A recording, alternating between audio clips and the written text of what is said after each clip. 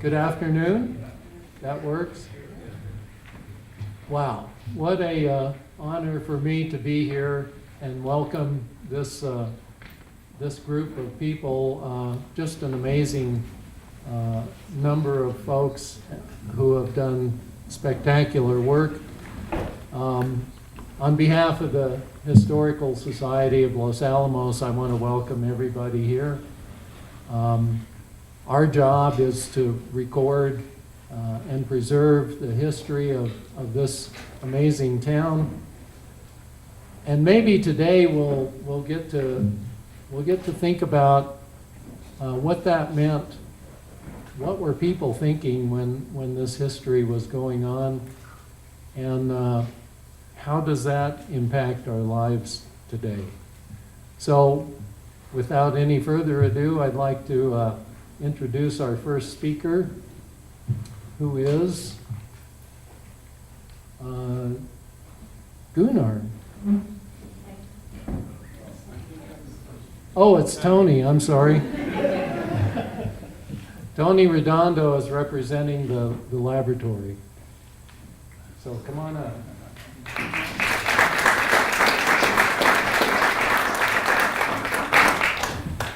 Thanks, Mike.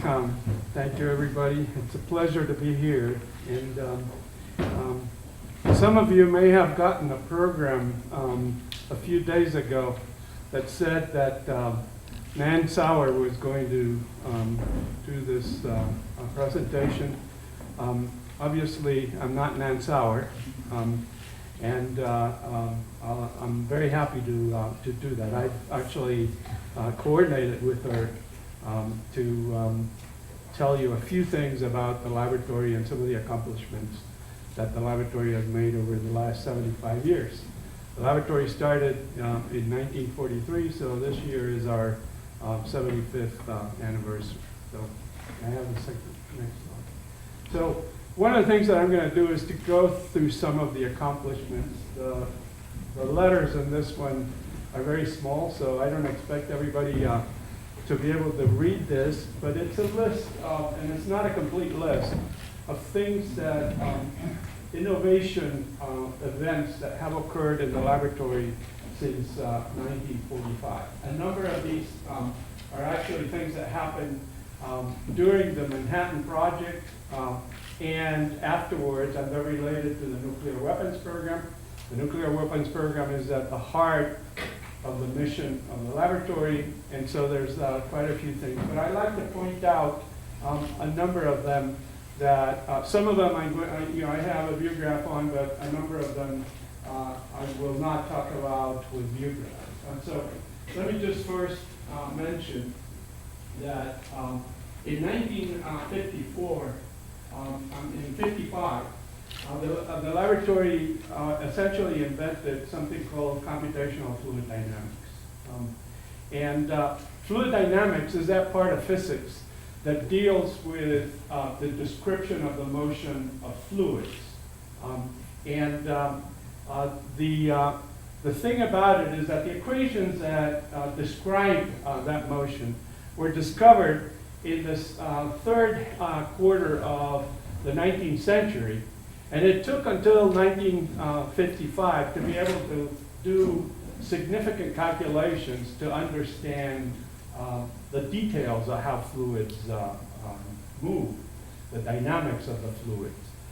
This work was started as part of the nuclear weapons program because when you have a nuclear explosion, there's a lot of energy released, and essentially all of the materials that are in the near space to the explosion become liquids. They become fluid. And so that work was done on that. But it turns out that computational fluid dynamics is now at the heart of a myriad of things.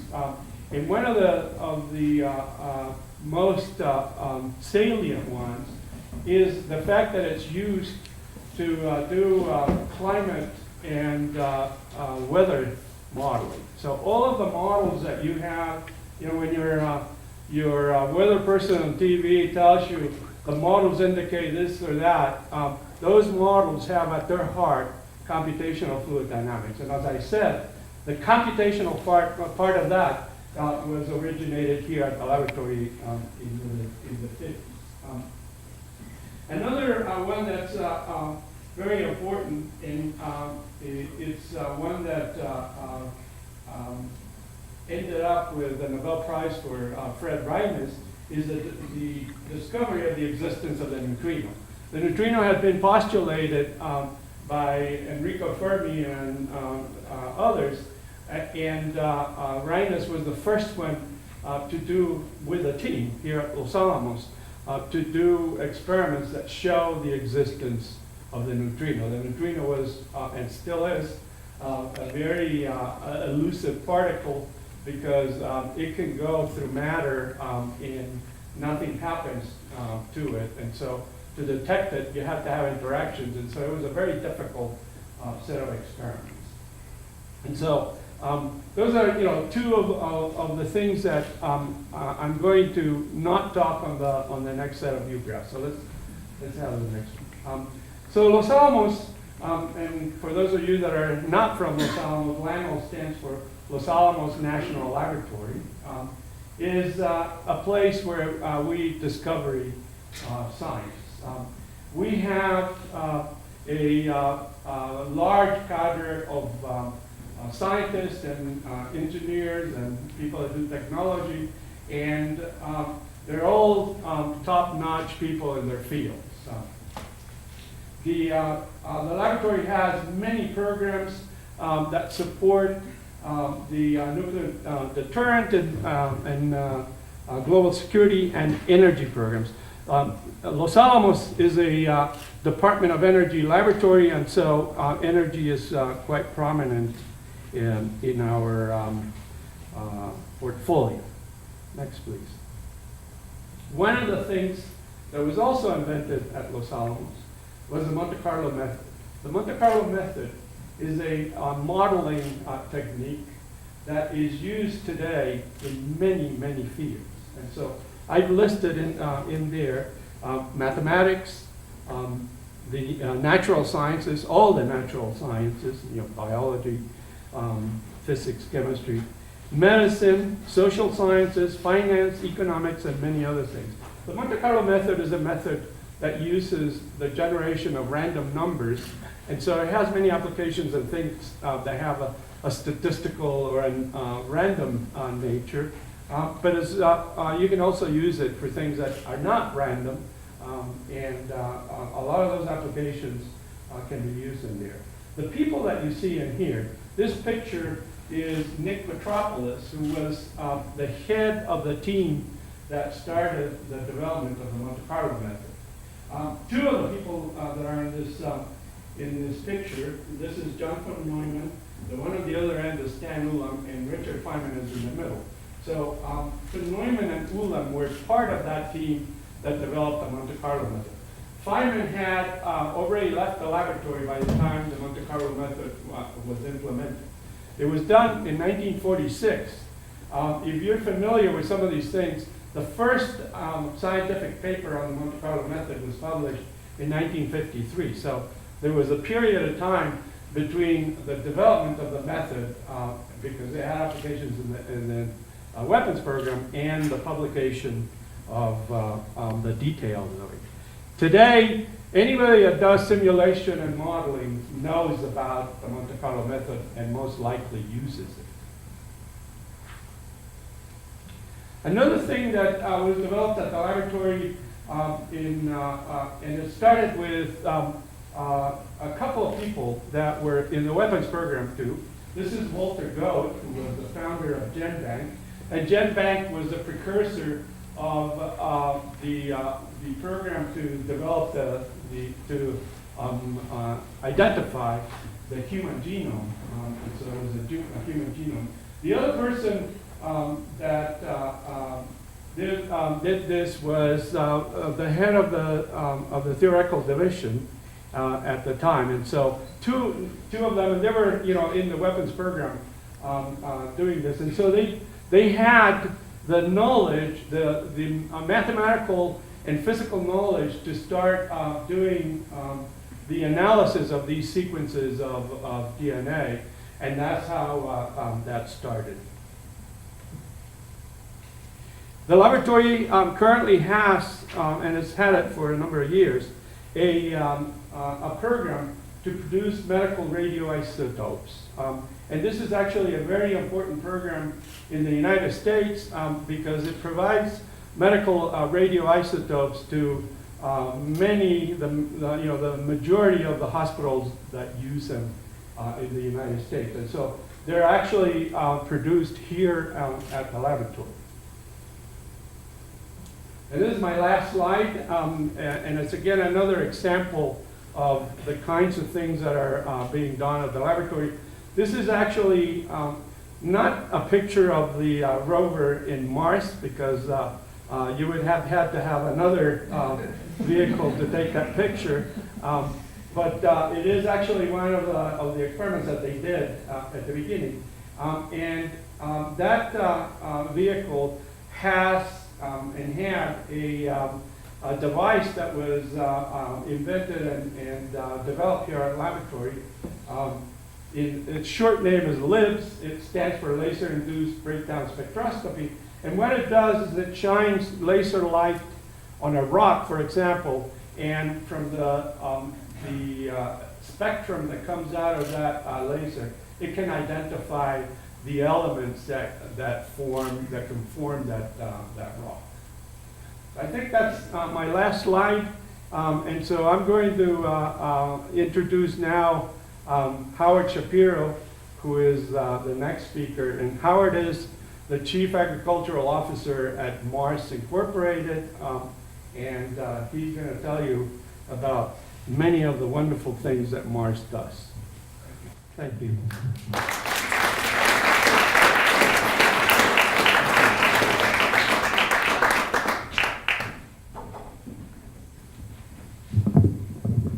Well, I'm very honored to be here today.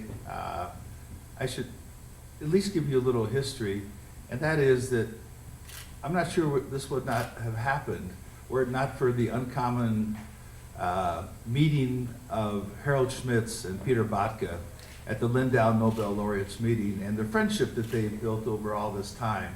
And what that has meant has grown into an activity not unlike this in our collaboration on many other places. But specifically here, it was really about a vision that Peter and Harold had. So they deserve much of the reason for our being here today. So I'm very interested in how we change society. We're a very fast-moving consumer good company, as you know. We're large on many of the areas that we work. And the Sustainable Development Goals of the United Nations portrayed number 2, which was to end hunger, achieve food security, and improve nutrition, and promote sustainable agriculture. Of the 17 SDGs, as they're called, 11 of them are about agriculture, but this is the one that is most critical to me. And through 3 Nobel laureates, I will explain my story and the Mars story of how we were inspired by this. Please. This is the status quo. The upper level is what we know as society and agriculture around the world. And the second row is what really happens to most people in the world. Of the massive population, about 4.5 billion people live more like the lower row than the upper row of pictures. And while it may seem difficult to understand, this is a modern city, this is much of the third world. And this is, large-scale agriculture as we know it, not necessarily in New Mexico, but in most parts of the world. This is aflatoxin-laden maize, which causes liver cancer and stunting in young children, which about 4.5 billion people eat every single day of the year. This is modern agriculture above, and this is the devastation caused by erosion through bad agricultural practices in many parts of the world. So my story is about fixing some of these problems. Just so you know, most riots that have happened in the world from 2004 to 2012 were caused by food shortages. And most of us don't think about it, but the big one that was called the Arab Spring, which you see in this area right here, was caused by a failure of the wheat crops, both in the Ukraine and in many other parts of the world. And so this unavailability of normal nutrition foods that people eat every day has caused almost every one of these conflicts between the people and the governments in this regions of the world that are looked at. Next, please. And just to give you a quick snapshot of Mars Incorporated, these are just a few of the groups or areas that we work in on a regular basis. One of the critical things to understand about Mars Incorporated is specifically that we know we can't do all the work inside of our network, of our company, whether it's Europe, the United States, Asia. So we have to build networks. And what this represents is a image of uncommon collaborations that go on around the world. Next, please. These are the 3 laureates which I'll refer to in my presentation. Each one of them has had a significant influence on Mars Incorporated, and 2 of them have had a big part of my life as well. Next, please. Frederick Sanger actually won 2 Nobels, one of the few individuals who have done that. But the area that I'm most interested in is the Sanger sequencer. The Sanger sequencer changed the world for all of us who are gene jockeys and made the difference between what we could see and what we could think about and what the potential was for understanding DNA sequencing. And in 1977, this development really changed the world.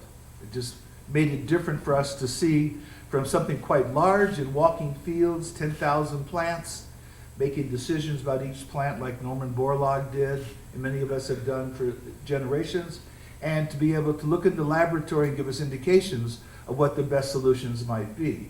And what this led to, and I love this phrase, scientific research is the most exciting and rewarding of occupations. Most of us in here would say that's true.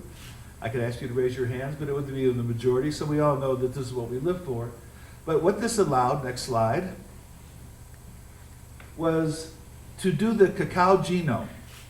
Now, the cacao genome is interesting because it's one of the 10 major crops of the world in the commodity markets traded on dollar value, but no one had ever worked on it really seriously till we started the cacao genome in 2008, funded largely by Mars Incorporated, with 2 distinct partners, USDA and IBM. IBM has one of the best computational biology groups in the world, and they were natural, and USDA ARS had a very deep program in tropical trees, so they were natural. The rest of the institutions you see here were critical partners in being able to do this. So in 2008 we started, 2 years, 2 months, and 15 days later, we released the cacao genome uniquely into the public domain, protected from patenting. So everyone had free access to it, the same way you would have access to any information you want on Google today, essentially. Everyone had access to it. There was no ownership that was demanded. There was no patenting, and we protected it from patenting by the way people got access to the information designed by Stanford University. Next slide, please. It's one of my favorite human beings who ever walked the face of the earth, Norman Borlaug, cantankerous as hell, and well, it was a perfect match for me, I guess. And he had one assignment in the 60s. How could you protect 200 million people from starvation in India and Pakistan? And his solution was a small stature dwarf wheat, which would not fall over in the rain or the wind. That falling over is called lodging. So he protected the wheat from lodging. And by doing that, he kept 200 million people from starving to death. And for that, he won the Nobel Peace Prize. And we forget that this was an invention and an innovation to stop starvation amongst 200 million people. He never thought they wouldn't improve it in the next 40 years. And towards the end of his life, he always worried what happened to the science innovation to make the Green Revolution version 2 and version 3 and version 4. Because his solution was only to stop that starvation from happening. Almost certainly, however, the first essential component of social justice is adequate food for all mankind. That's why he won his Peace Prize. Next. And in his inspiration, with encouragement from Harold Schmitz, I launched the African Orphan Crops Consortium and the African Plant Breeding Academy. in order to fix the 101 key food crops of Africa to improve nutrition, resilience to climate change, pest and disease resistance, yield, and water and nutrient use efficient. We have one of the most advanced molecular biology labs in all of Africa. This beautiful box contains an Illumina sequencer, which that company gave us as a gift to run in the laboratory. This is class 3, you see in this picture. This is a map of the 101 genomes we're working on. You can see in the bottom picture the density of stunting. Stunting is caused by lack of appropriate nutrition in the young woman pre-pregnancy, during pregnancy, and post-pregnancy, breastfeeding the child, and the gruels that they feed their children at an early age. 37% of the African rural population is stunted. They will not develop neurologically, they will not develop physically 100%, they will not develop economically. They will never become Nobel Prize winners. It's a crime. And as Norman Borlaug said, mankind deserves food. Our goal is to improve the nutrition of 101 food crops. We've graduated 2 classes already. We're working on 81 of the food crops simultaneously, and we've completed 47 of the genomes as of this moment. Next, please. Uncommon collaborations. You don't see charts like this very often. These are not the people who normally collaborate with each other. Scientists seem to stay as scientists, and social scientists stay with social scientists. This is a bigger breadth of a picture which we think is necessary to pull off the grand challenges. Next. I love Barbara Mcclintock. I was fortunate to work at Cold Springs Harbor. She won her Nobel Prize in medicine. I encourage you, if you have time, to read her acceptance speech. It's a rather interesting statement about how women were treated at that time in society. But she developed something called transposable elements, or jumping genes, which proved inheritability. So for us in plant science, and this is what she proved her theory on, 5 years of corn and a microscope. This is now at the Smithsonian Institute, if you ever want to take a look at it. It's one of their great images. But you know you are on the right track if you have the inner knowledge that nobody can turn you off no matter what they say. And that was her mantra in the early years of her scientific career. Next, please. I mentioned aflatoxin impacting 4.5 billion people. It's a very interesting little problem that we have that is kind of silent because we don't talk about it. We don't see it in the United States. We don't see stunting in the United States. And stunting still represents 7% of the population. Aflatoxin is everywhere in the world. We had a project, Justin Siegel, my colleague here, raise your hand, Justin. We launched with 2 other people a puzzle on a website called Fold It. I encourage you to go to Fold It. The idea behind Fold It is to take people who are not chemists, biochemists, scientists, but to look at a wide portfolio of people who don't know that they're breaking the rules when they do what they do when they fold proteins. It's a game online. And we hope to determine through this type of collaboration how we can detoxify aflatoxin in storage. Simultaneously, we're working on aflatoxin in plants, but this is something that is beginning to show results already. And this year at the Lindau Nobel Laureates breakfast and dinner, we will discuss this extensively because we will have results in hand at that point. Again, it's uncommon collaboration. Next slide. And these are the groups. With the World Food Day in 2017, we launched on that day, Thermo Fisher, a few universities, the Partnership for Aflatoxin Control in Africa, UC Davis, and Mars. So it's building these groups of people who normally wouldn't work together, not unlike what went on in Los Alamos in the early days, people from all areas coming together because discovery is the first stage of that innovation perspective. Number 2 is understanding the translation, and number 3 is scale. So you can't do this kind of work without that mentality. Next slide, please.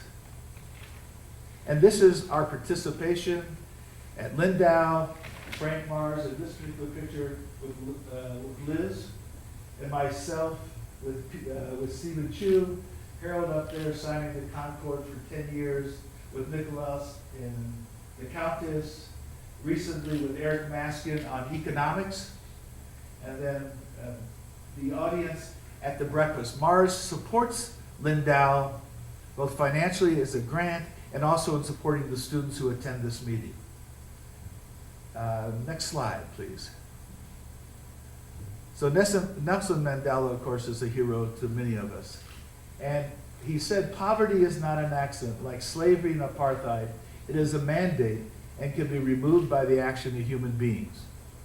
Stunting is not a mandate of society.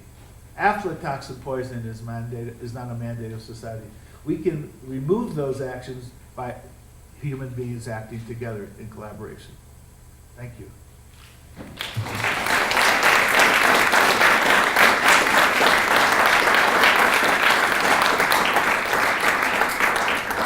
Next slide, please. So I have the great honor to introduce Bishop Gunnar, who is a close friend of Peter's, and we came to know him through Peter before we had the pleasure of meeting him yesterday. A distinguished individual. There's almost nothing I can say that would make you understand how wonderful a person this is. But he's going to speak today on remembering your humanity. And it's important when we think about what goes on in the world that there's humanity behind all of this. And it's human action which makes it possible to make changes. Thank you.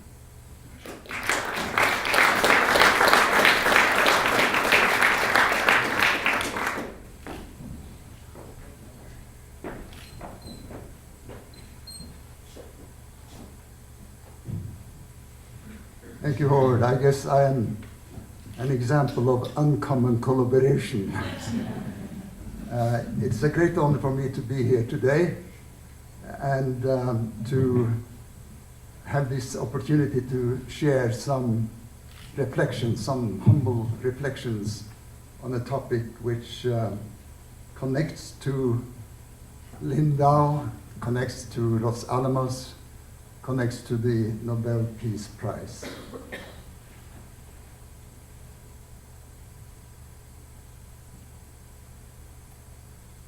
The topic is wide-ranging, and I ask you to listen with a critical mind, because I think that every one of us brings with us experience, insights, and engagement which may point in a different direction from what I'm saying, but the importance is at least a mental dialogue.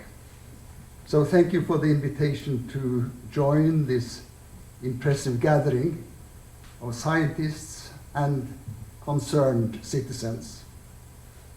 The words science and conscience are of the same etymological root. They signal behavior that corresponds to science-based facts.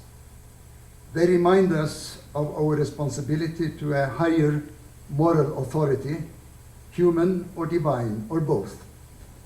They suggest integrity of behavior, internal and external, individual and social.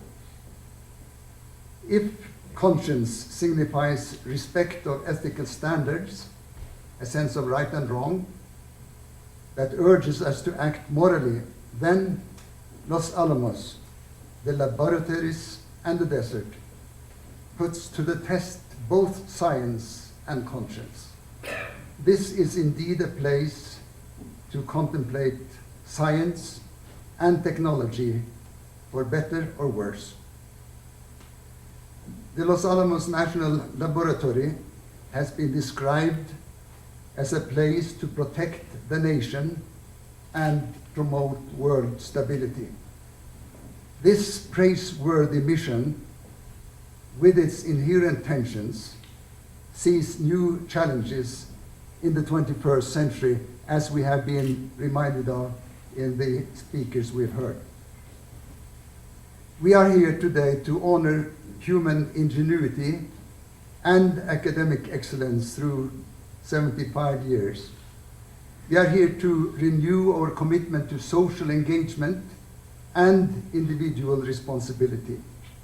It is a democratic ideal that we are all held to account. From my side, this is a tribute to Alfred Nobel's vision for a world of humanity, a world of science, and a world of peace.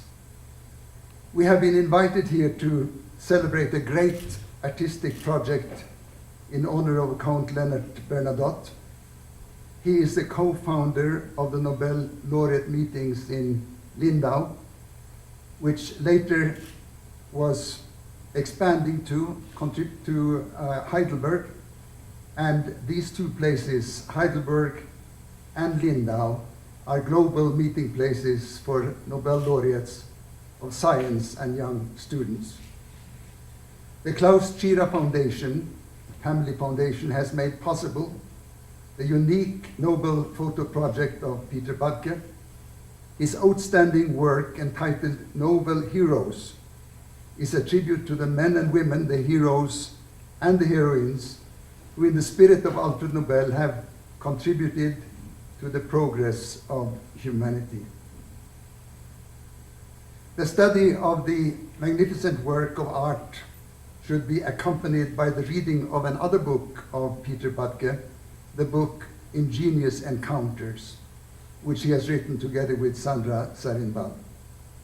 This book, which President Bill Clinton describes as one-of-a-kind collection, is dedicated to another great man in the history of the Lindau Nobel Foundation, Professor Wolfgang Schürer, whose leadership and vision is reflected in the motto of Lindau, educate, inspire, and connect. We honor him, and we honor the present leadership of Lindau and Heidelberg. The timing of this exhibition is indeed propitious. 15 Nobel laureates, who are the custodians of the doomsday clock, place the risk of a global Armageddon at the highest level ever. In their assessment, we are today not minutes, but seconds away from global annihilation.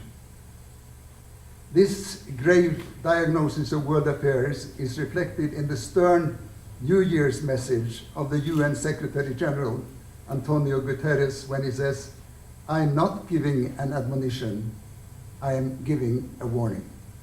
Yes, we have been warned. Indeed, we live in a time of cataclysmic uncertainty. A nuclear war with dramatic effects on conditions for life on our planet and the ongoing climate catastrophe are immediate and present dangers. If not contained, they spell death for humanity and destruction for our habitat. The focus of our conversation here today is suggested by the convergence of this location, the history of Los Alamos, and indeed the legacy of Alfred Nobel. The centerpiece, as I've indicated, is the exhibition around the 2 volumes of images of Nobel heroes. Some of the Nobel laureates, among all the 5 prizes, have indeed been heroes. They have stood up against Nazism, fascism, communist tyrannies, military dictatorship, apartheid, racism, and other forms of oppressive regimes. They have been trailblazers for fundamental human freedoms, democratic values, and global citizenship. They have, in the words of Nobel's testament, given the greatest benefit to mankind. The worthiest shall receive the prize, the testament reads. But many, who indeed were worthy of such recognition, never got the prize. Suffice it to mention Mahatma Gandhi and Václav Havel. Nor have all Nobel laureates proven their worth and remained noble heroes. Only one Nobel laureate, Mother Teresa, has attained sainthood. But her prize also has been criticized. To me, this is a humbling reminder that both laureates and those who select them are but fallible people. While the exhibition includes all Nobel Prizes, I will, in my remarks, focus on the Peace Prize, commonly referred to as the world's most prestigious prize. Importantly, the Nobel Peace Prize Committee has, since the first prize in 1901, contributed to an ever-broadening understanding of what peace is about. In today's world, peace, shalom, salam, is not only seen in disarmament and peace agreements, but in humanitarian action, rule of law, democracy, human rights, development, and protection of our planetary future. I've had the privilege to serve on the Nobel Peace Prize Committee off and on since 1985, and I've been one of the 5 deciding on 17 prizes during this time. Several of the prizes in this period have supported initiatives and efforts to rid the world of weapons of mass destruction. This is a natural focus for me as we here are on the ground of the Manhattan Project. Now, there's also a historic link between the Manhattan Project in the sunny landscape of New Mexico and the heavy water production factory in the icy mountains of Norway.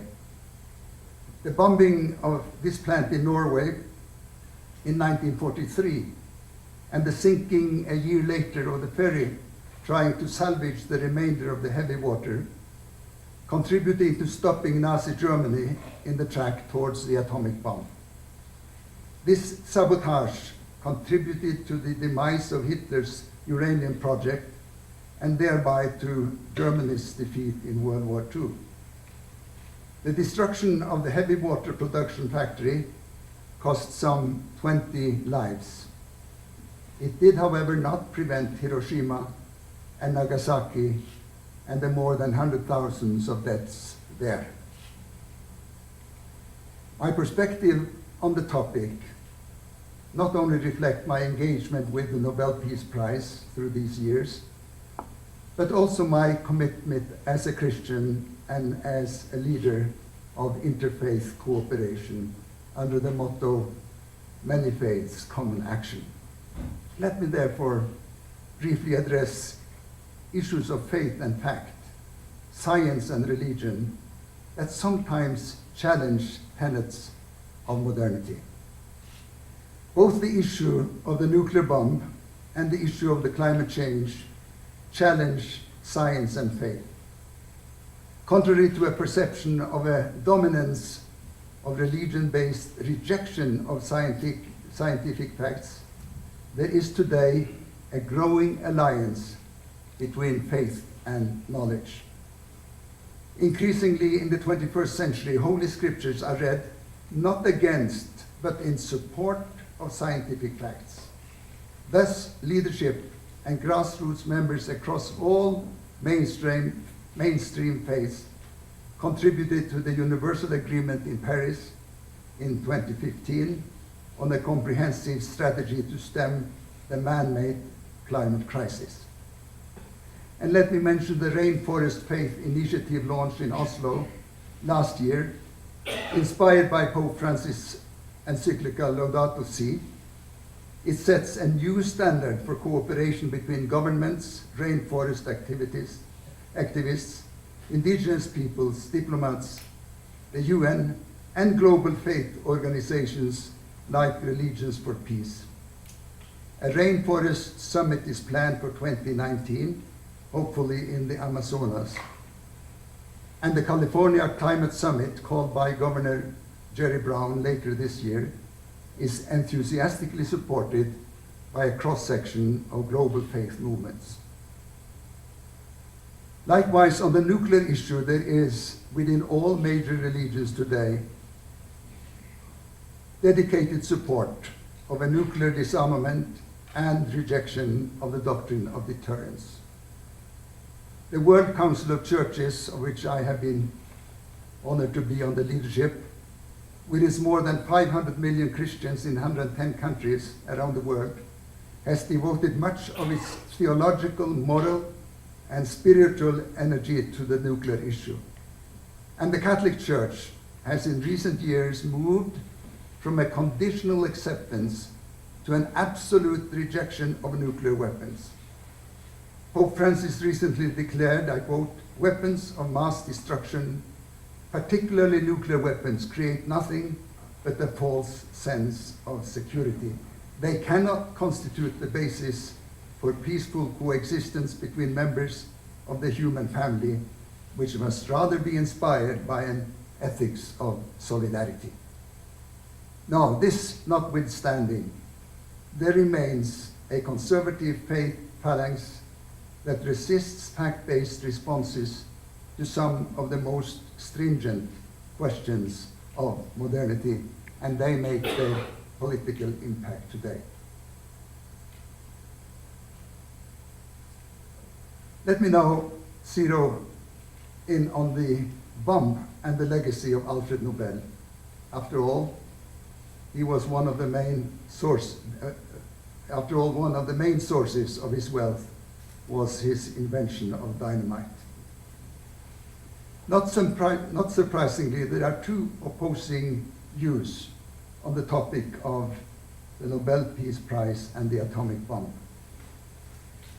In his impressive best-selling book, Sapiens, A Brief History of Humankind, Yuval Noah Harari poses these questions: what makes us brilliant? What makes us deadly? What makes us sapiens? Bill Gates recommends this book with these words to anyone who is interested in the history and the future of our species. So here is Harari's take on the bomb and the Peace Prize. I quote, "The Nobel Peace Prize to end all peace prizes should have been given to Robert Oppenheimer and his fellow architects of the atomic bomb." And he continues, "Nuclear weapons have turned war between superpowers into collective suicide and made it impossible to seek world dominance by force of arms." Harari wrote this in 2011. I wonder, would he say the same today in 2018, given the nuclear threats between North Korea and the USA? This notion of a Pax Atomica stands, of course, in stark contrast to the Nobel Peace Prize Committee's views. No other issue has received as many prizes as a struggle against the atomic bomb.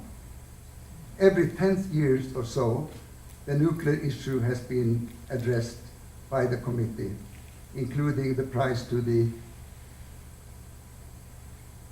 Atomic Energy Agency, IAEA.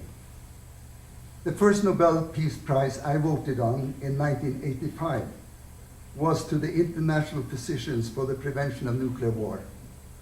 The two men representing the organization were an American, Dr. Bernard Lown, and a Soviet-Russian, Dr. Eugeny Kasov. Then, in 1995, we decided to honor Professor Joseph Rotblat and the Pugwash Conference of Science and World Affairs. Both these organizations, the doctors and the Pugwash Conference, both these organizations and their leaders had been under the usual Cold War suspicion of being communist-leaning. In Peter's book, Ingenious Encounters, a world tour of Nobel laureates, the Los Alamos dropout, Joseph Rotblat, plays a prominent role. Peter's encounter with him gives an inspiring picture of a man of wisdom and principle. Having served on the Manhattan Project here, Joseph Rotblat became one of the strongest moral voices among scientists against the bomb, and he has earned the epitaph, a man of conscience in the nuclear age.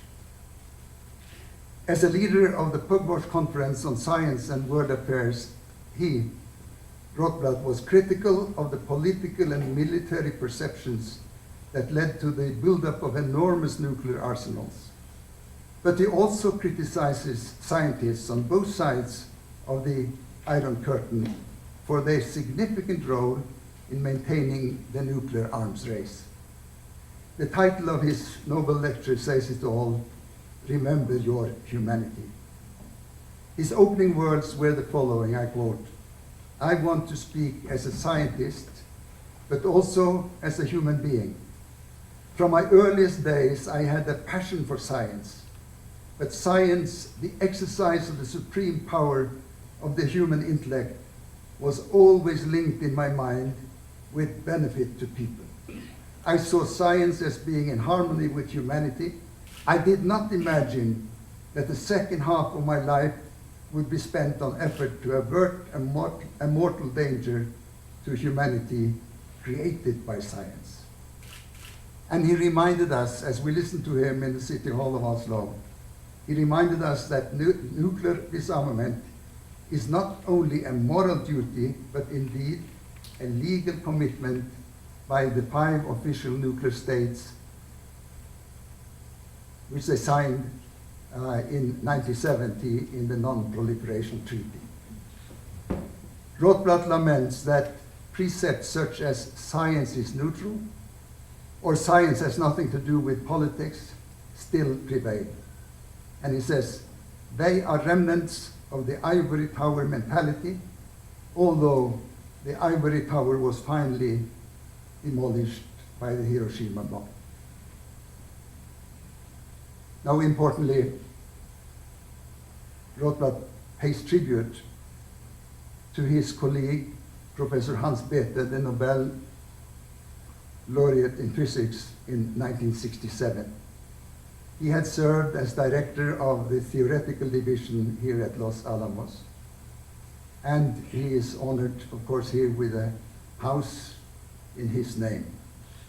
Rotblat cites Bethe in these words, I quote, he cites Bethe's call on all scientists in all countries to cease and desist from work, creating, developing, improving, and manufacturing further nuclear weapons, and for that matter, other weapons of potential mass destruction, such as chemical and biological weapons. This legacy from the International Physicians for the Prevention of Nuclear War and the Pugwash Conference on Science and World Affairs was very much on my mind when, again, in the City Hall of Oslo on December 10th last year, I listened to the speeches of the Nobel Committee leader and the 2 laureates. Their unison message was that nuclear weapons pose a constant threat to humanity and all life on Earth. In the reasons for its decision, the Nobel Committee last year stated, I quote, "The international campaign to abolish nuclear weapons, ICAN, received the award for its work to draw attention to the catastrophic humanitarian consequences of any use of nuclear weapons and for its groundbreaking efforts to achieve a treaty-based prohibitions of such weapons, and for giving a new direction and a new vigor to the global efforts to rid the world of the threat of nuclear disaster." The treaty on the prohibition of nuclear weapons referred to was, as you will remember, voted with 129 states in favor by the UN General Assembly on July 7th last year. Since then, more than 50 states have signed the treaty, and there is a great political process going on for more states to sign. This treaty text is comprehensive and absolute in its goal. It prohibits not only the use of nuclear weapons, but also their development, their testing, stockpiling, production, and threat of use, as well as inducing, assisting, or encouraging such activities. It affirms that any use of nuclear weapons would be a violation of international humanitarian law. And this was the vote of 129 states in the United Nations General Assembly. The Nobel Committee, in its announcement of the 2017 prize, called upon the nuclear-armed states to initiate serious negotiations with a view to the gradual, balanced, and carefully monitored elimination of the almost 15,000 nuclear weapons in the world. And here, of course, Los Alamos has a role, as we have heard. And the committee noted that the nuclear weapon states, USA, Russia, the United Kingdom, France, and China, have already committed to this objective through their accession to the Treaty on the Non-Proliferation of Nuclear Weapons of 1970. The NPT will remain the primary international legal instrument for promoting nuclear disarmament and preventing the further spread of such weapons. But as the leader of the Nobel Peace Prize Committee, Mrs. Berit Reiss-Andersen, noted in her presentation, it is a lack of progress towards nuclear disarmament that has made it necessary to supplement the Non-Proliferation Treaty with other legal initiatives and commitments. She observed that India, Pakistan, and Israel, which all have nuclear weapons, are not NPT members, and that North Korea, which has carried out at least 6 nuclear test explosions, has withdrawn from it. The 2 representatives of ICAN, the Swedish-born General Secretary, Beatrice Finn, and the Japanese-Canadian Setsuko, had one unifying message: prohibit and eliminate. Their presentation to the more than 1,000 persons in the City Hall of Oslo was met with ovations from a large audience of ICAN representatives from around the globe, joined by members of government and parliament, the royal family, embassies, and civil society. Beatrice Finn rightly noted that civil society has become the most important actor in advancing the cause of nuclear abolition. She said, "We are campaigners from 468 organizations who are working to safeguard the future, and we are representative of the moral majority, the billions of people who choose life over death, who together will see the end of nuclear weapons." This denotes, in my view, the democratization of decision-making for future life and livelihood on our planet. And her call was echoed by Setsuko Turlov, a Hibakusha, one of those who miraculously survived the atomic bombings of Hiroshima. She said, "For more than 7 decades, we have worked for the total abolition of nuclear weapons." And her rendering, in a soft, still voice, of that horrendous moment when she, as a 13-year-old girl in Hiroshima, suffered the impact of the bomb, made us all shiver. She said she remembered the foul stench of burnt human flesh that filled the air. And she added that 70 years later, radiation is killing survivors. I believe that many among the hundreds of millions watching the televised event in Oslo on that day shared her anguish when she said, "A moment of panic or carelessness, a misconducted comment or bruised ego could easily lead us unavoidably to the destruction of entire cities.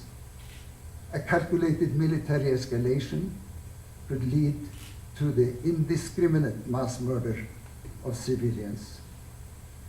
And mutual destruction is only one impulsive tantrum away, she said.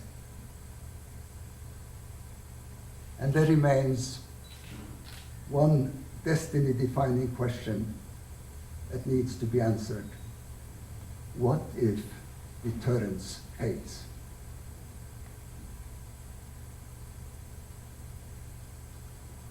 One thing is clear. The horizontal and vertical proliferation under the pretext of modernization that is driving the nuclear arms hazard today is contrary to the spirit and the letter of the Non-Proliferation Treaty. Therefore, innovative approaches must be developed and old instruments must be honed to meet the multifaceted threats of rogue states and terrorist groups. And this is, in my view, where the Iran nuclear agreement is a positive achievement. Friends, my encouragement from last year's Nobel Peace Prize event is that there is indeed a new vigor, new seriousness of purpose, a new political determination, and a sustainable global popular mobilization to break the vicious cycle of nuclear rearmament.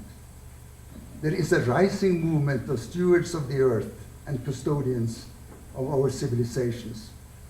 The Paris Agreement on Climate Change and the Treaty on Prohibition of Nuclear Weapons give hope for a more secure future for our planet. And therefore, I end on a note of faith and hope. I am convinced that to end the arms race in all continents, be it nuclear or conventional,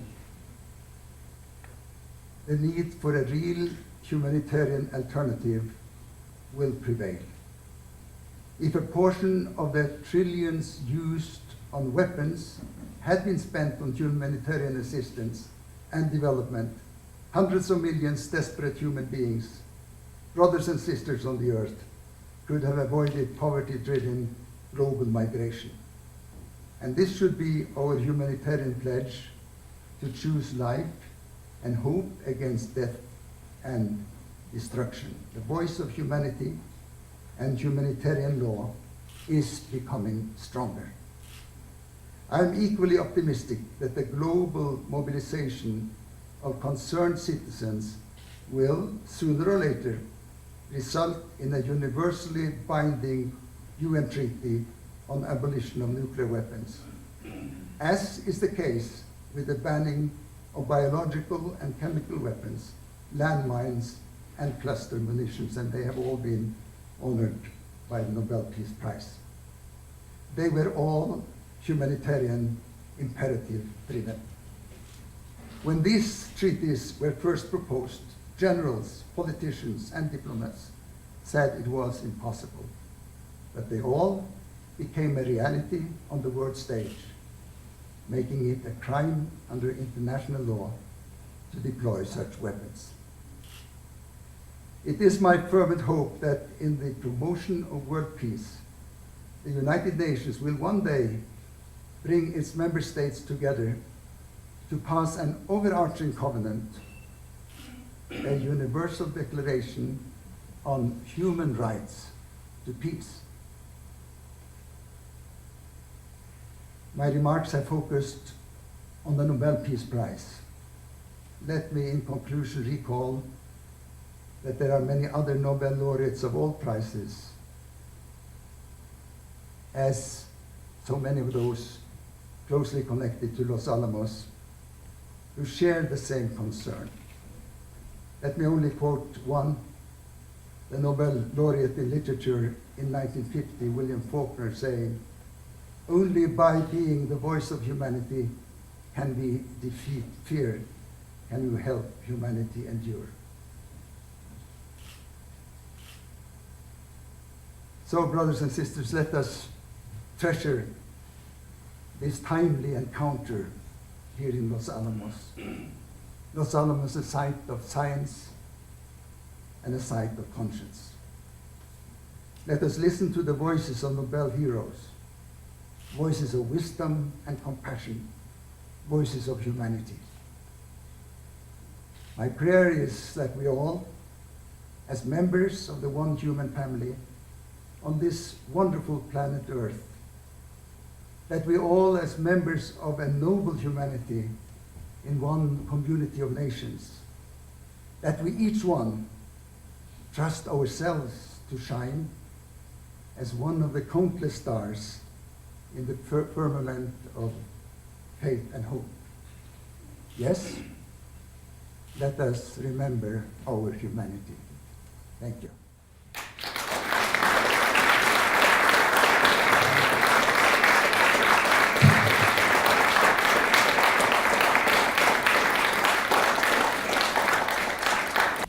Well, with that, I would like to invite the panel to come up.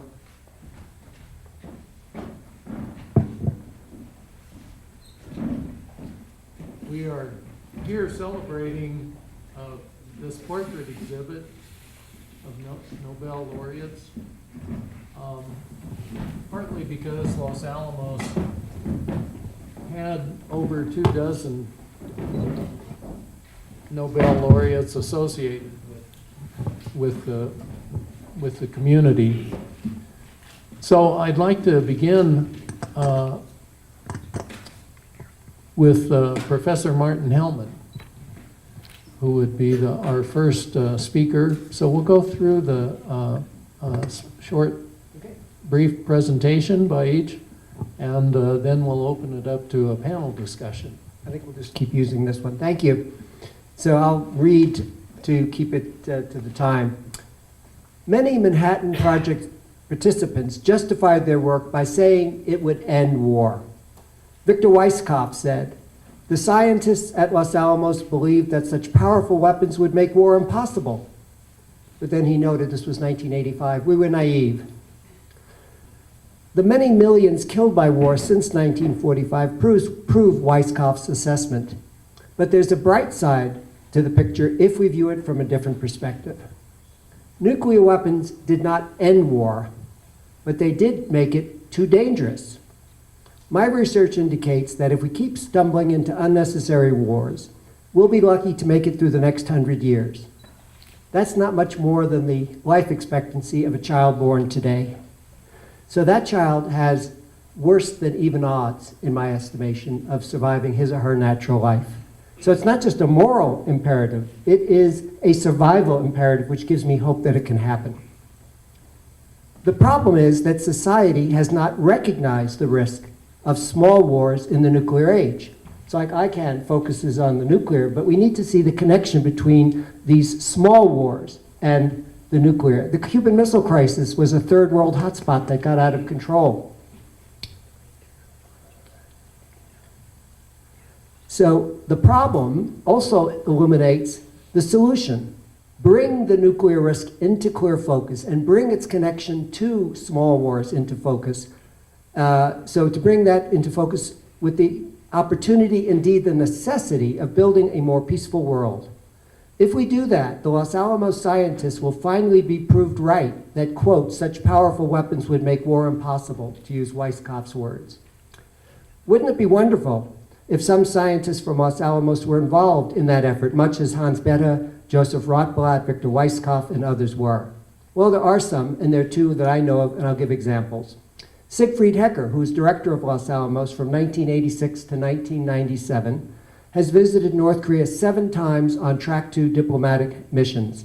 He's written extensively trying to correct dangerous misimpressions that we have in this country that played a major role in transforming that nation into the nuclear-armed menace that it is today. Correcting those misimpressions, as SIG is trying to do, would greatly decrease the risk of war. Joseph Martz, who is a member of the Los Alamos team, design team for a new generation nuclear weapon, told me that he works within the labs so he can eliminate the threat posed by nuclear weapons. Now, some have questioned whether he's fooling himself, but when he was at Stanford for a sabbatical for a year, he repeatedly joined me in presentations to get students involved in this issue. I will add one thing I've seen. I think it's important, particularly for people at Los Alamos, to not be too self-congratulatory. It's something all we humans tend to do. But instead of saying how this weapon has kept the peace, try to see the other side and have respectful dialogues with people on the other side, and we need to do the same. I've related science to peace, but what about art? Most of the public has difficulty understanding the scientific advances honored by Nobel Prizes, in the sciences particularly, while Peter's portraits draw everyone in. That creates an opening to learn about their work, both scientific and for peace. For example, Hans Bethe won his Nobel Prize for a key advance in understanding how stars generate their immense energy. He also became, as has been noted, a tireless worker for peace and nuclear disarmament, and he played a key role in Joe Mart's deciding to try to rid the world of nuclear weapons. I don't have time to go into that, but anyone who wants, it's online and I can give you a reference. It was when Joe was a high school senior. Another connection between art, science, and peace. This panel gives us an excellent opportunity to reconnect with the wisdom of the Russell-Einstein Manifesto that was used in your talk, Bishop Gunnar. Remember your humanity and forget the rest. If you can do so, the way lies open to a new paradise. If you cannot, there lies before you the risk of universal death. Thank you, Professor. Tony, you would be next. Okay, I think I have a mic on, so let me just present a slightly different point of view. Since I'm a scientist at Los Alamos, I want to give you a little picture of that. But before I do that, let me mention that what I'm about to say is not the position or the official opinion of Los Alamos National Laboratory. It's my own personal opinion as a private citizen. So I'm also going to read so that I stay on time. Bishop Stoltz has made eloquent and elegant statements in his keynote address. I agree with many of the points that he has made. I would like to briefly make a few personal remarks from the point of view of a scientist who has worked at Los Alamos National Laboratory for the last 34 and a half years and continues to do so to this day. First, all those of us who work at Los Alamos National Laboratory and other institutions associated with the nuclear weapons program have had to think about what our stance with respect to nuclear weapons is. Some people think a lot about it, some people think less. The choices are not simple, but here's a brief summary of my ideas about it. Nuclear weapons are here.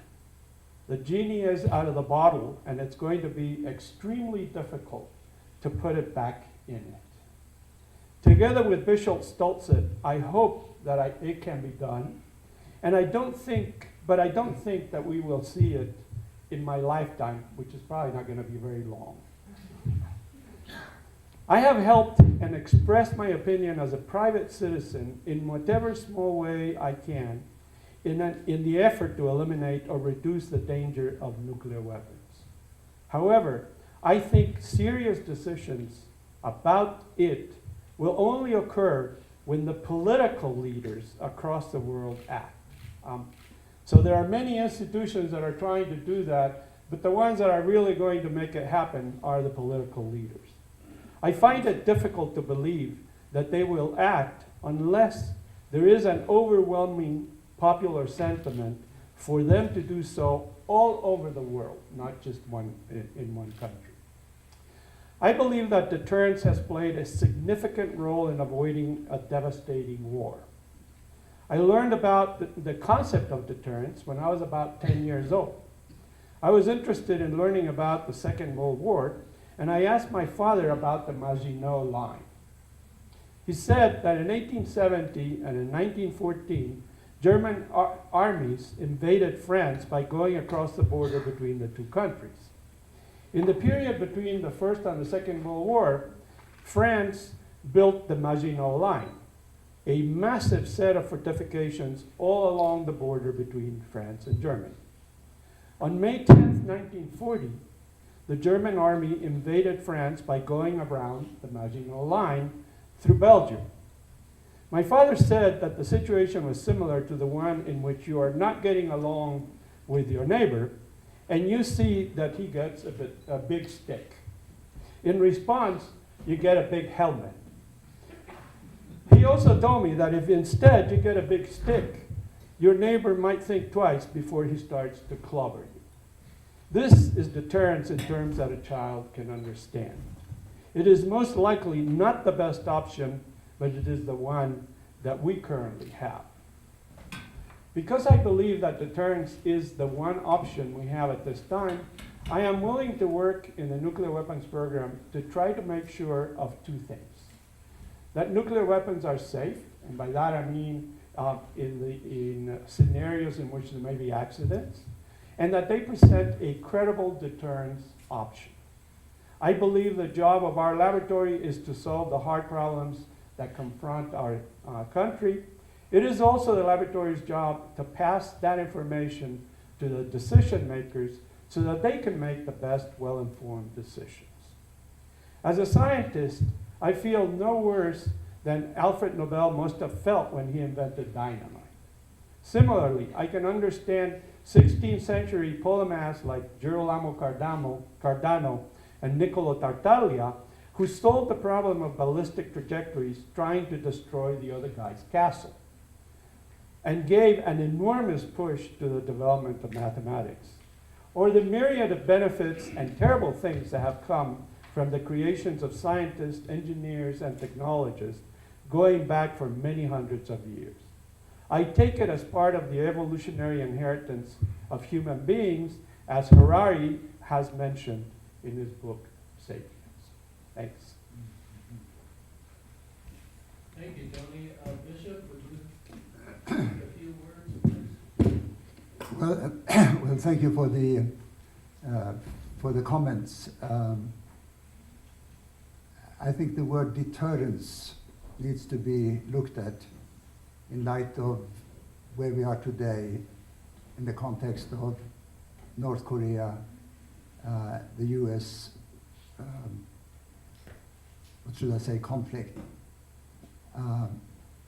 Deterrence is a very human concept, but you deal with technology which you are not always guaranteed will function, but you also deal with psychology, which you are not always sure will act in a rational way.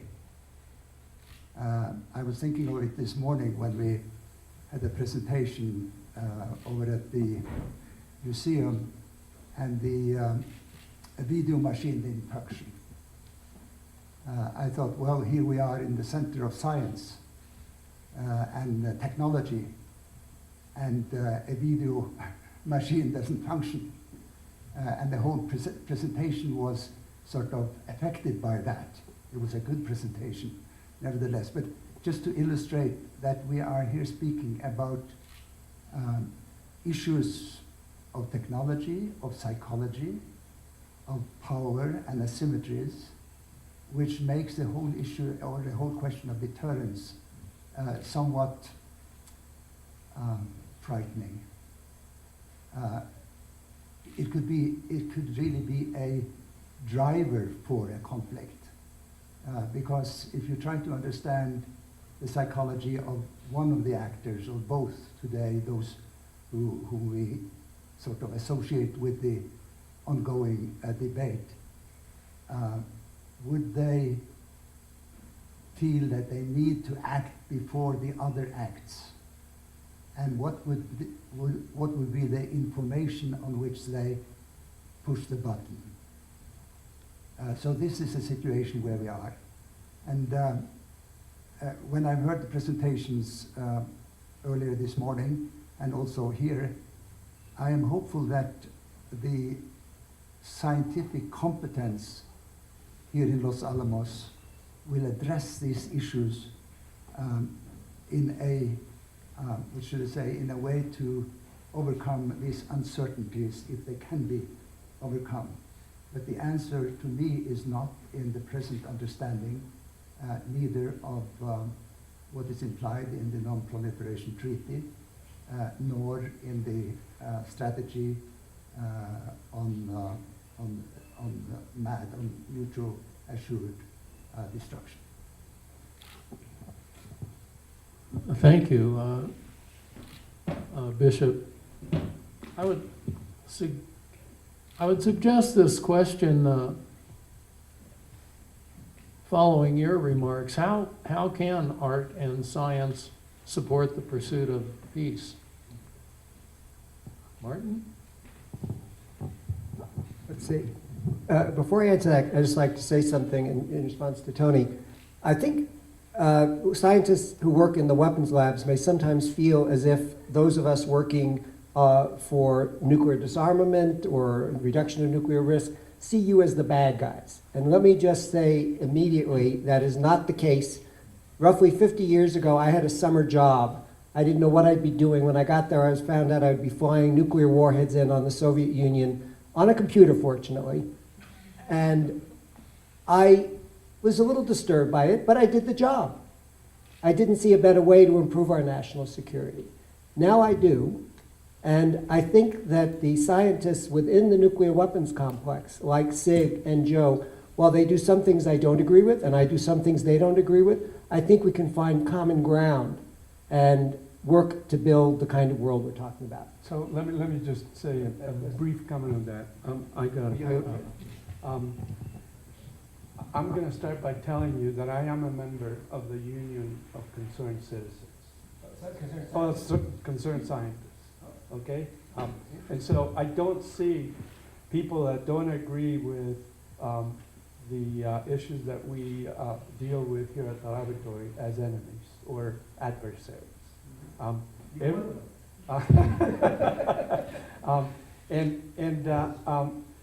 so, but it is actually a discussion. I think the bishop has actually posed his presentation as the opening for a discussion, as a discussion that we can all participate in, so long as we do it in a peaceful way. Yes. If we make war on one another, we are not solving the problem, we're just adding fuel to the fire. Amen. I would also recognize the Committee on Weapons Control right here in Los Alamos is made up of scientists and engineers who served at the laboratory over the years. So, but that still doesn't tell me how does art and science support this piece. Well, I think the exhibition, which this is centered around, Peter's portraits, really tell an interesting story, separate from what I said in my brief introductory remarks about it drawing people in and they learn about how many people today, how many young people know who Hans Bethe was, and it's an opportunity for them to learn. But there's another thing. Why am I here? Peter was doing a photo shoot at my house right after I won the top prize in computer science, which then becomes part of the Heidelberg laureates. And as he's doing the pictures, he's, both to put me at ease and just because he's very human, he says, "What are you working on?" I say, "Well, my wife and I are finishing a book on creating true love at home and peace on the planet and how they go together." And it's a result of that and our discussions that led to a friendship and a relationship with Peter and with Heidelberg and Lindau and the bishop. We were in East Timor together a little over a year ago. And I don't know what comes out of all this, but something good, I believe, comes out of friendship and respect. And like Tony, I had never met you before, but I imagine we will talk more again. And so I think that's a perfect example. Peter's art is bringing scientists of different disciplines and helping to promote peace by getting us to talk about these issues. So I actually met Peter at Lindau, and soon after I came back from that meeting, I started looking at his art. He has a lot of stuff on the internet. Eventually, I got the two books on the 2 volumes on the Nobel heroes, and I found not only that the pictures are incredibly beautiful, so it's they're artistic, but they're actually the kind of art that makes you feel good. But the fact that he has all of these Nobel laureates, many of whom have gotten their Nobel Prize in the sciences, is right there a connection between art and science. I think the idea of having that kind of art promotes peace at the individual level. You know, it's not the kinds of things that that kind of work affects individuals a lot more in a direct way than it would, for example, the governments of the world, I would suspect. I would add that this celebration of art that we have opening today goes a long way toward the pursuit of peace by way of the scientific discoveries that have been made over the years. Speaking for myself, as an engineer, laboratory retiree, I always felt that what we were doing was promoting peace. So maybe that's naive, but See, two other things I remembered. One is Joyce de Donato. I'm not an opera buff, but how many of you here are? You recognize her name? She has a world tour that she's been doing where it's all opera for peace, basically. And there are lots of little things like this going on. I don't know how many people know about Peter's portraits, how many people know about Joyce, but when you combine them all together with all the other things going on that we don't even know about, there's a lot that's going on. And just to come back to my introductory remarks, the scientists who worked on the Manhattan Project thought they were working on the weapon that would make wars impossible. It didn't make war impossible because society didn't catch up. But if we can get society caught up and get them to see the imperative, then science and peace connect two ways there. Not just the weapons forcing us to become peaceful, forcing us to realize a nobility of spirit that has eluded us for centuries, but that we have been pulled by. But also by seeking the truth of how long can nuclear deterrence be expected to work? If it could be expected to work for 100 million years before it failed, then relying on nuclear deterrence ad infinitum, or for the foreseeable future, would be okay, because that's roughly the time horizon till an extinction level asteroid might hit the Earth, although NASA's working on that. But if the time horizon until we expect nuclear deterrence to fail is 100 years or even 1,000 years, then over the next century, the risk is far too great, and we need to be thinking not necessarily about getting rid of the weapons, but how to get rid of the incentive to use the weapons, which is building that more peaceful world. And then I think the weapons will evaporate by themselves when we do that. thank you.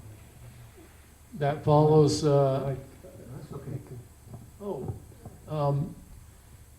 so can we make war impossible? And can we learn lessons from the past to ensure a peaceful future? Excuse me, we are on the eve of the Martin Luther King Day on the 15th. When he received the Nobel Peace Prize in '64, he also discussed this matter. He said, he called nuclear weapons both genocidal and suicidal. He was a spiritual leader, but he was also a political leader, and his rhetorical gifts were something beyond what we normally share. It was artistic, it transformed listeners. And I think when the question was raised about the artist's contribution, it is to help us to find images and language and expression which do not only reflect our intellectual understanding or lack of understanding, but the voice of the heart. And the people who are changing history are very often the people who are able to speak not only to the mind but also to the heart. Both are needed. The scientists have that wonderful gift of understanding beyond what we average persons are capable to do. And I think there is a great responsibility also in order to let us understand or share their insights. But then again, this brings me to the question about what can we contribute in a strategy to change, whether we speak about climate change, the poverty situation, the refugee migration question, or the nuclear issue. It is about mobilizing the resources of ordinary people, build consensus, make the case, mobilize commitment, inspire action, raise awareness, influence policy, facilitate learning, and translate this into actions where we find each other across ethnic, religious, social, cultural divides. And this is where I see the hope for the future. And it cannot be reached in an enmity between science and ethics, science and spirituality. It can only be reached when scientists share their fact-based knowledge with us ordinary people, and we share our concern and our willingness to be part of that movement which brings to reality the vision of peace and justice and reconciliation. We heard from Howard's presentation. Well, is it okay? Is that right? So, a couple of things. One is, I don't believe, and as I mentioned, I don't believe deterrence is an optimal solution. I don't believe it's going to last for 1,000 years. And so I think the world has to do something about it. Deterrence, as I said, I believe has helped avoid a catastrophic war. But it has not eliminated the many ways in which people slaughter each other with conventional weapons. And so it's not just the nuclear weapons that we need to work on. A lot of people are working on things to do about either the elimination of nuclear weapons, or, as you said, which I prefer, the elimination of war in general, or making war. Let's reduce the incidence and hopefully eventually. Right. The risk of having a war, minimize it as much as we can. And so that is something that I think is laudable and something to which I am more than willing to contribute.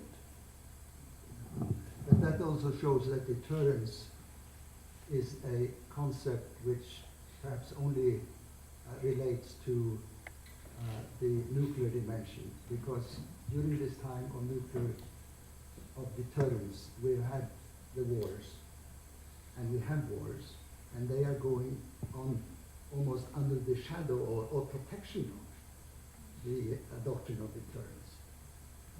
And yet also creating the seeds for possible, like in Cuba, 62, for the nuclear crisis, for the nuclear war. Coming to the question of can we learn? I'm convinced we can learn. But we need to learn faster, because we keep making the same mistakes over and over and over again. And to get out of this picture of an us versus them, I'll give you a personal example. My wife and I have been married for 50 years. For the first 10 years or so, 15, when I didn't get what I wanted, what did I do? Did I say, oh, honey, I'd like this differently? Instead, no, I got mad at her and I yelled at her. Did it ever work? No. But I kept repeating the same stupid experiment over and over again, even though I claimed to adhere to the scientific method and the scientific spirit. Fortunately, we came close to getting divorced. And fortunately, she recognized that I was so busy I didn't even know what was going on. And she eventually got me to wake up and see, and she had to wake up too. I mean, she would be the first to admit that she was making similar mistakes. And so neither of us was learning from our mistakes.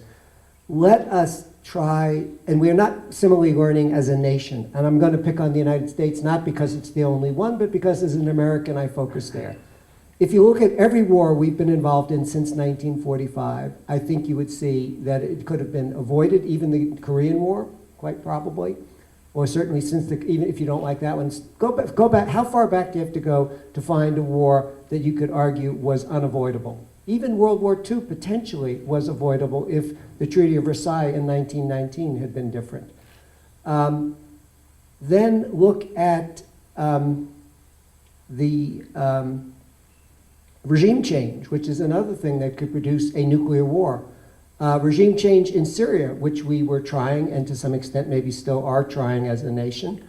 Why do we think that will work better than regime change in Libya, which didn't work very well, either for the Libyan people or for America's national security, or in Iraq, where the same two things happened? Now, maybe Syria is different, but I haven't heard anybody tell me how it is. And we could have had a nuclear war over, and still could have a nuclear war over the Syrian civil war. When the Russians, a good example, when the Russians shot down, the Turks shot down the Russian jet a little over 2 years ago, that could easily have become a nuclear crisis. Thank God it did not. And it's not that each one of these has a high probability of escalating, but if you keep pulling the trigger in a game of Russian roulette, it doesn't matter if the gun has 6 chambers, 600 or 6,000, eventually it will go off. And so we need to find a way to put down the gun. And we need to learn from our mistakes. And the place I would start is looking at home, where you have the power to actually change your behavior. Do you get into fights with your significant other, husband, wife, whatever? If you do, how often has it worked? If it hasn't, why do you keep doing it? And then from that, take it forward to the nation. The laboratory here has made enormous advances through the history of the laboratory, and it wasn't because the federal government was happy to provide funding for this funny little place in the middle of New Mexico. It was because the federal government decided a deterrent was necessary. And because of that, the funding was available to make all these amazing discoveries. How do we do that without some incentive other than to build a deterrent? I'm not sure I understand the question right. Well, if it wasn't for the deterrent that we built here, many of those discoveries would never have been made because the funding or the people or whatever weren't available. Well, first of all, in 1943, you needed the federal government to do things like that. Today, with the tremendous amounts of venture capital that flow and the willingness to take risks, many, maybe most of the great advances are occurring in the private sector rather than in the governmental sector. So I wouldn't worry too much about that. Plus, we ought to lobby our government to put money into fundamental research and development. I mean, solar cells, which today are on the verge of solving the energy crisis and potentially global warming, not immediately, but potentially in the future, that all came out of the space program. And so to get the government to continue doing that. But another key thing is I think we need to look at the word deterrence and deterrent. My wife made an interesting point to me when I was talking about this. First, well, she made 2 points. First of all, most of the young people today don't know what nuclear deterrence even means. And so we need to educate them because they're betting their lives on it. But the other thing she said to me was, whoever came up with that term was a marketing genius because it implies that these weapons will deter. What if they had called it nuclear chicken instead? John Kerry, so it's not just Republicans, by the way. When John Kerry was Secretary of State, he declared that nuclear deterrence remains the cornerstone of America's national security, a direct quote. Imagine how people would have responded if he'd said, nuclear chicken remains the cornerstone of America's national security, and yet the line between those two is a function of who's in charge and what unfortunate situation he finds himself in, like Kennedy in '62. Can I go? Yeah. Unless you want to do it. So I'm going to disagree slightly with what you said. one of the things that happens in a laboratory like this is that we have an infrastructure that was built in large part with the funding that came from the nuclear weapons programs that is not available even in industry. And so there are a number of projects that are large scale, that are the kinds of hard problems that the nation has, but also, you know, people in industry have, that we can solve with the capabilities that we have in here that are very, very difficult to get in the private sector. And so I don't think that the private sector is there to solve everything that we are going to be confronted with. The other problem is there's a lot of support for spending billions upon billions of dollars at the federal level for national defense, but there is not the same support for spending that kind of money on solving other problems. And so we, the public, need to change that. I'll give you an example. I used to work on catalysis a lot. And 20 years ago, the federal government was spending about $10 million a year on direct research for catalysis. The chemical industry was spending close to $200 million. And so, you know, there are things that the federal government could do better at, because there were catalysis problems that industry was not going to tackle. And so, you know, it is a give and take a game or situation, and we all have to, you know, opine on it. We all have to do, you know, our job in terms of trying to get the right kinds of things to happen. But, you know, as a former associate director at this laboratory once told me, he was in charge of the internal discretionary funding for research in the laboratory. And one day he came to me and he said, you know, at that time that program was close to $80 million a year. And he said, you know, and a lot of the people, you know, write proposals, and when you don't get your proposal funded, you say, well, the system is all terrible and it's against me and all that stuff. And so what he told me was, you know, what I'd like to do is to pick up 200 scientists and give them the money to go do good things, right? But the problem is, how do you pick the 200 scientists? And so we have the same problem in all of these things.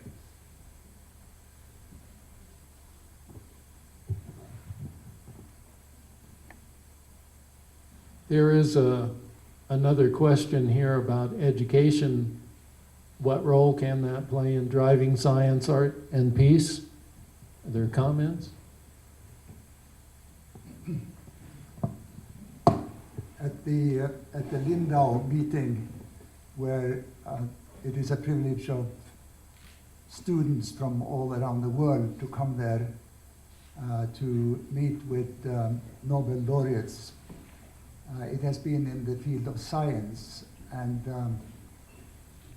there has been a discussion whether these students of science, together with their mentors, also could meet with Nobel laureates of peace to bring together these dimensions, because students are citizens, Nobel laureates are citizens. For all of us, whatever category we fit into, the question about peace, justice, human dignity, we share. When the motto of the Lindau Nobel laureates is including education, I think that is very significant, and the same goes, of course, for Heidelberg. So I think that this movement, which I like to call it, which we see expressed in the framework of Nobel, the Nobel institution, the Nobel Testament, that there is sort of a bringing together of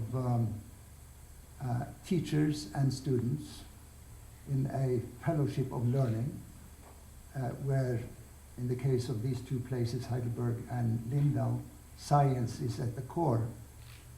But I think that the isolation, if I may put it this way, in such categories is not fully satisfactory if we want to regard ourselves or define ourselves not only as scientists or teachers or pastors or doctors or whatever, but as citizens. And the hope, I think, that I have for the change that we need in the world today is mobilized citizens that take responsibility one by one, but in the community of engaged people. And that movement, I think, I see is arising around the world. And the wonderful thing with that is that there is room for everyone. Everyone has a gift to give, everybody has an experience to share, and everybody has a chance to shine in that context. So the mobilization of science, of education, of art is something that points to perhaps greater energy and more vigor in the years ahead. Tony, there's a fair amount of education associated with the laboratory. Could you fill us in a little bit more on Well, what I was going to say first is I believe that we as scientists all over the world do a pretty poor job at making knowledge about science on a more popular, perhaps wider way. I think that the idea of scientists helping educate young students in the sciences will allow them to become citizens that can understand some of these issues, as Bishop Stoltz mentioned before. The more informed you are about science, the more likely you're able to make judgments about these very difficult issues in a wide scale, in a popular way.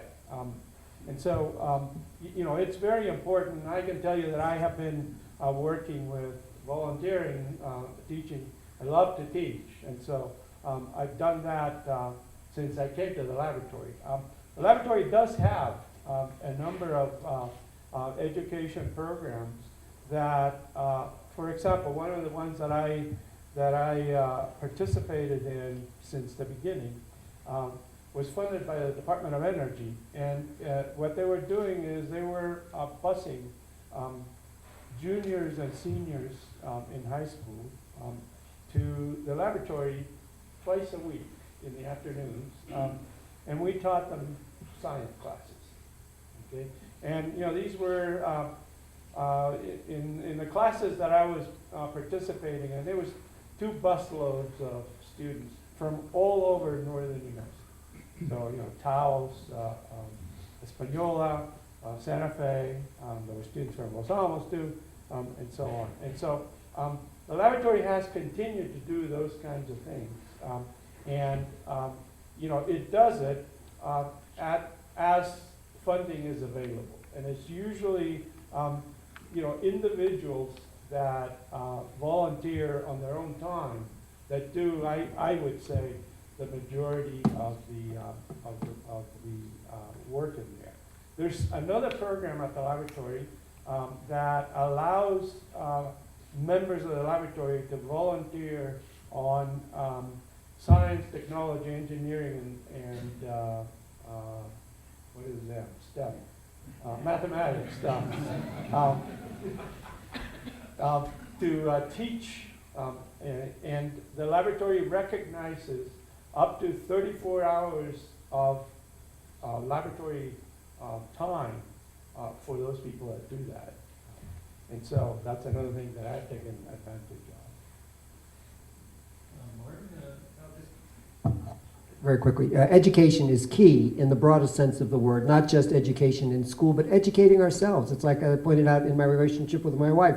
I had to educate myself to the fact that yelling at her didn't work. As citizens, we need to educate ourselves to the fact that war is not working for us as a nation, and we need to question whether deterrence will work for us in the long run, and if not, what we could do in the short run. We need to question, we need to educate.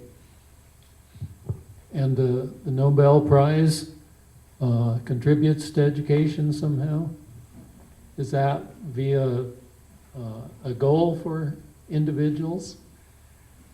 Bishop? Norway is often pointed at as a country with a great engagement in humanitarian issues, human rights, peace, reconciliation. We are very active in peace issues.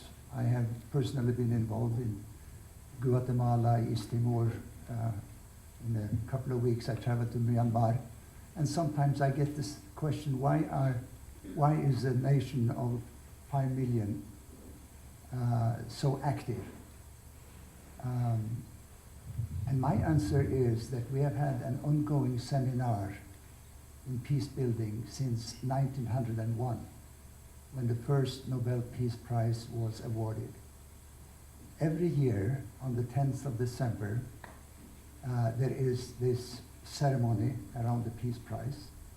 Nowadays, with the modern communication, it is seen by hundreds of millions around the world. In Norway, in every school, in every home, in every newspaper, there is an awareness around this year's prize. And there is a discussion about whether this was the right prize or not, and what was the reason. So I would say that the Nobel Peace Prize, at least in the context of our small country, has been an educational instrument which has formed not only individuals, but the politics of the country. If we are a peace-promoting nation, which I humbly and proudly say, then I think it is because one of the reasons is because we were trusted with the Peace Prize, and the way we openly discuss our triumph and failures in that context. Well, let's hope that this exhibition will promote some education in this country and thought and debate in the future. Are there some more final comments, Martin? I think I'll let people leave. Okay. Are there comments, questions from the floor?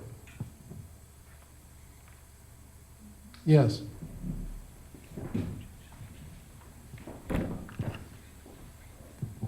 There's one, I think, very good example close to home where science and scientists did a great deal to promote peace.